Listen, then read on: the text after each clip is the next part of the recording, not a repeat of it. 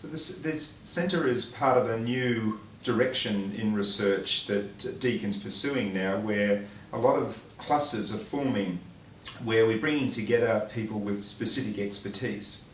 In our centre we have a group of researchers that are very interested in issues to do with youth mental health.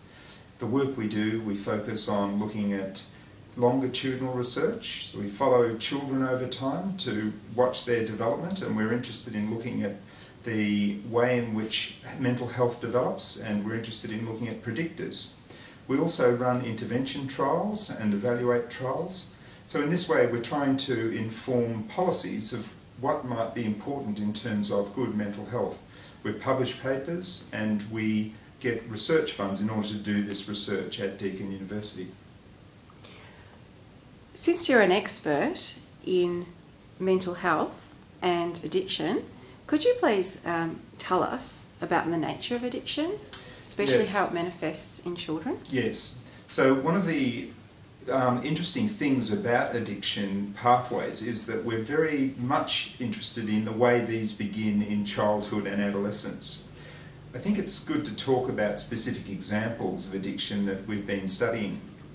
One of them that will be of interest, I think, to broad audiences is the issue of alcohol. We know that in Australia that there's as many as 1 in 5 young people when they reach the 20s who will experience a period of alcohol dependence. Alcohol dependence is where you get to a stage where you're so tolerant to high doses of alcohol that you may experience symptoms such as the shakes or other symptoms that come when you try to reduce your alcohol intake. The reason for that is that your brain and your body have experienced what's called neuroadaptation, where slowly but surely your physical system and your biology have come to adapt themselves so that they're used to the substance that you've been imbibing.